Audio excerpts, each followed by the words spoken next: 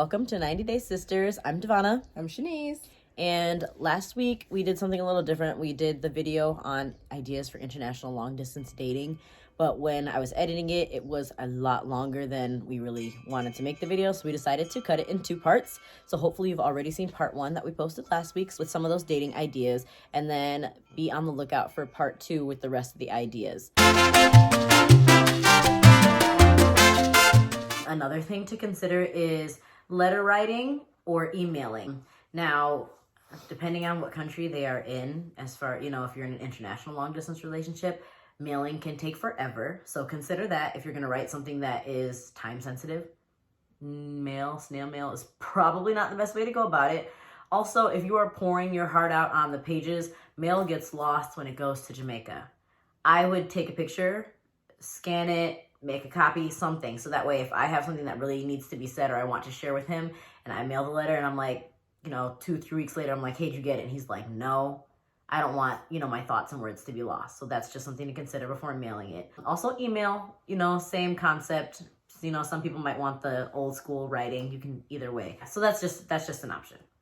And the next thing that we want to talk about is social connection. So it's basically what the words are. So connecting through social media, sending DMs to them. Say you find a funny meme and you want to, just send it, be like, oh, I thought of you when I looked at this. You do it with your friends all the time. So just something like that. I like sending comments on his pictures, or I like sending him, something that I'm just like, oh, we both went to the same school, so maybe if we see something that happened at our alma mater, we'll send it to each other and be like, oh, or like places that we've been together, just kind of sending it and be like, you remember when we were there or when we did that? So just things like that, just to let them know that you're thinking about them at random times during the day. Right. Or I love sending controversial videos, or just like I said, things that spark discussion. So consider that. Social media is a great way. A big thing that's missing in a long distance relationship is just being there in the moment. So because they can't, social media is a great way to make them feel like a part of your life, even though they're not there physically. One thing I always try to remind my partner, and I want to remind you and your partners as well, is to live in the moment, live your life present now, but also try to include them. So maybe while I'm out with my family, I might take videos, along the way, but I don't really want to be on video chat the entire time, because then my attention is too split. I'm not, enjoying what I'm doing now. It just doesn't make any sense. I just you've got to make sure there's a good balance there. And my fiance is not a social media person, but I think you can make an exception for this. You don't have to be all over it. Just, receive what I'm sending you. So another thing is sending presents. I think some people, that's their love language. So really consider that. Be thoughtful and intentional in what you're sending. And I realize, like we said, for all of these, work with what works for you. Some things are not within your budget. So sometimes, if I send a package abroad to my fiance, it can add up very quickly. Shipping costs can, I may pay $10 for an item and the shipping cost is $50. Be reasonable. So maybe only do it on special occasions or every once in a while. Or something I do is maybe I'll just send money instead of the actual gift. And I think that he appreciates that just as much, because we realize what an inconvenience sending things is. Also something to consider in Jamaica, if I were to send him a gift, he would have to, not only to have to pay to ship it, but he has to pay to pick it up.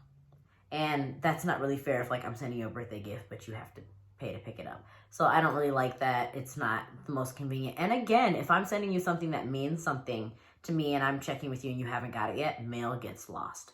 So consider how competent, I guess, the mailing system is.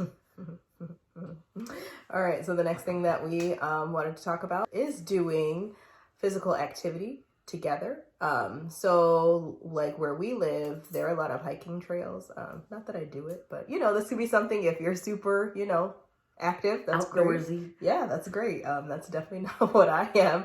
But say, I wanted to go on a hike, just, I could tell my fiance, hey, I'm going to go on a hike, so I'm going to video call you. So clearly, he can't necessarily go on a hike, but, while we're video chatting, while I'm doing my hike, he could just be walking, even if it's around his house, we're still just doing the same thing. And I can just, show him all the cool animals and whatnot, see me running away from things, because that's what I'd probably do. But, so he could just be kind of part of it, and you guys could both be doing the same activity at the same time. So that's something, once again, if you're super active or you like doing that stuff, I think that's a really good idea to do. For sure.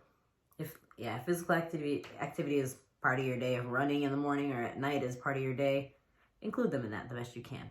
Virtual vacations. I haven't tried this. Have you tried this? I have not. Okay, so I haven't tried virtual vacations, but I did find it online that there are like websites that you can go on to where you can like, watch the scenery, and it's supposed to make you feel like, I don't know, like you're sitting at the restaurant that is actually there and seeing the water or whatever scenery that is. I haven't tried that yet. But one thing I do is I follow a million travel pages on my Instagram account, and I am always sending him like, oh my gosh, look at this place. Like, oh my gosh, we got to put this on the list. Oh man, this is where our honeymoon's going to be. Just like planning towards the future and talking about the future is always something that is very important because it reminds you that the relationship and the state that it's in right now is not forever. Like eventually you will be together getting to enjoy these things, and these things will be irrelevant. But that's something that I definitely like to do. And so maybe I will try the virtual vacations thing. We'll see.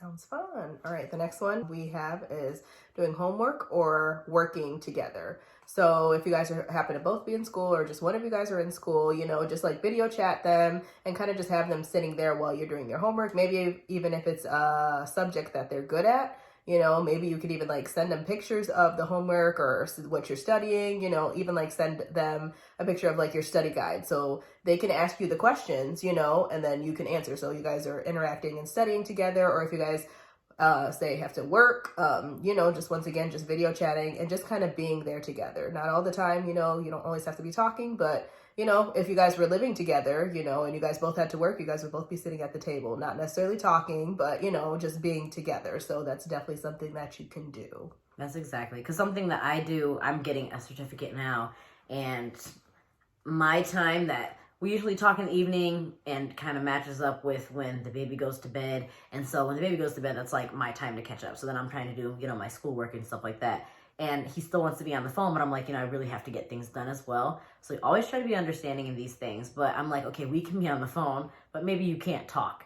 So maybe it's just us doing whatever we're doing separately, quietly, so I can get my focus. Maybe we have music playing in the background. We're both humming along. I don't know. So we feel like we're in the same space, but each one is able to do what needs to get done. Mm-hmm. So that's something to consider.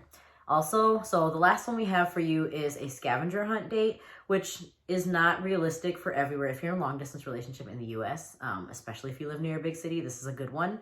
I did a business trip in Baltimore last year, and we did this throughout the city. It took a while, but it was really interesting. There's just like websites and free online sites where people have already created scavenger hunts that give you clues to show up at this landmark or this statue, and then you have to read the statue and figure out what the next clue is and put things together. It's super interesting, super challenging.